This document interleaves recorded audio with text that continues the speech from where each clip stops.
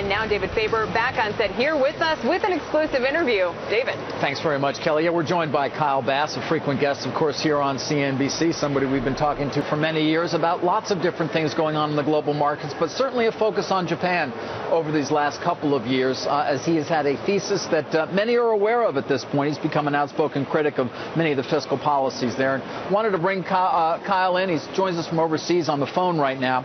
And Kyle, thanks for making the time. Explain the dynamic by which yields seem to be going higher in Japan, despite the huge efforts of the BOJ, of course, to bring them lower. Sure. I think that the BOJ is facing something that maybe they didn't foresee in the first place, and what I like to call the rational investor paradox, where the BOJ investors, the funny thing is, if they believe in Abenomics and Kuroda's new plan at the BOJ to double the monetary base in the next couple of years and generate some inflation and some growth, then a rational investor that owns their bonds is likely to sell a portion of them, if not all of them. Well, if you look at the new plan announced by the BOJ on April 4th, they're set to buy roughly 60 trillion yen of bonds 2 years in a row. Well, they're going to run a fiscal deficit of roughly 50 trillion yen this year, or call it 10%, 11% of GDP.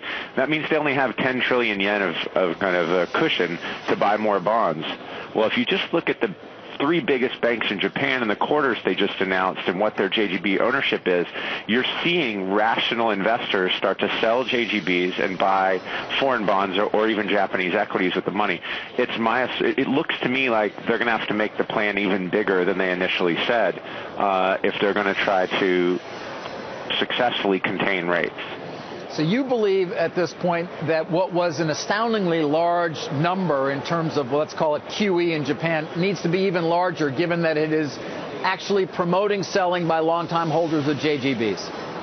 Yeah, again, it's such a paradox that if their constituency believes in the plan, which I think after being in Japan last week, I think that many people are believing, many investors are believing that the BOJ will be successful, or at least partially successful, along with Abenomics in generating some growth, then the rational investor will sell some bonds. The real issue is there's a quadrillion yen of bonds out there. If 5% of them get sold, that's 50 trillion. It doesn't look to me like the plan's big enough. So what happens from here? Do you believe that they actually will have to increase or will choose to increase the plan in order to be able to bring rates down as opposed to watching them go a bit higher?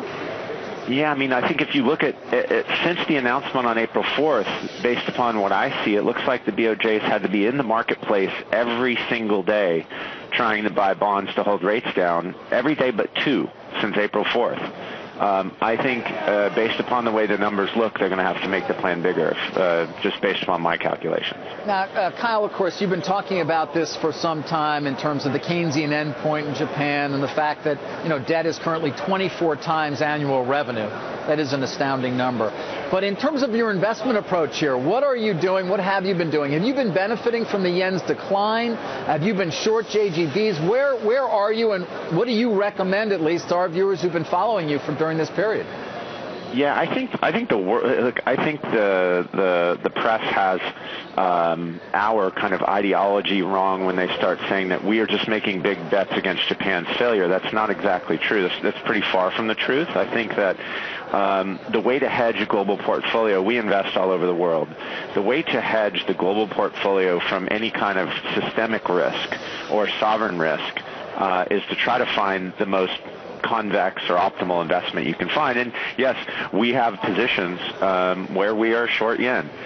We also have positions where we have hedges against Japanese rates. We're not making a lifetime bet on Japan's failure. We're hedging our portfolio against an eventuality that we think might happen in the next couple of years. So I think just like everyone that's short yen, yes, we've benefited marginally from shorting the yen, but that's about it so far. Well, one thing I don't believe you have done is gone long the Nikkei. Those who have, despite that 7% sell-off yesterday or last night, have benefited greatly this year. Do you have a view on the Nikkei, which seems to be benefiting from, of course, that lower yen and the belief that the economy will get going, in part spurred by larger exports from those major Japanese companies? Yeah, when you look at Japan, it looks to me like their industry's been hollowed out over the last 15 years, analogous to the U.S. Manufacturing business getting hollowed out in the late 70s and 80s. Right, they've been exporting jobs overseas because of the strengthening yen. So I think the weakening yen, if you look at the balance of trade data from the Ministry of Finance, you see exports moving up about 5% year over year, but imports moving up about 3.5%. They still have a balance of payments deficit even after the yen has strengthened materially from its lows. Weakened from its lows.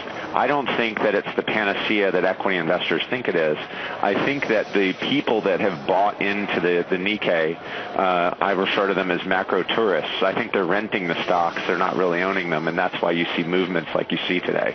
There are some well-known investors, including Dan Loeb, who I know you know well, a friend of yours, who disagree, at least on paper. He's taken that large position in Sony in part because he thinks that Abe can bring Japan back to a position of leadership and the economy to one that regains at least some semblance of growth. Yeah, I think that, I do think Abenomics will generate some nominal growth, especially on the front end. Taking the pulse of the people that run companies over there and investors, it seems to me like many of them do believe that Abenomics will be at least partially successful. So I think on the front end, and for this year, we think GDP will grow 3.5% this year. So I think Dan's going to be right about the front end of Abenomics, and he's one of the greatest investors out there. So I think he's going to be able to at least partially become successful with his Sony investment. In fact, he probably already has, looking at what Sony's done since he's made the announcement. But I do think that it is not the panacea. Just weak yen doesn't equal higher stocks ad infinitum. I think you're going to see things get delineated from companies that will benefit. Let's say Toyota, some of the manufacturing companies that still have businesses on the continent or on the island, and I think many businesses are just going to continue to move south in a secular trend. So I think you'll see things bifurcate here in the next 6 months.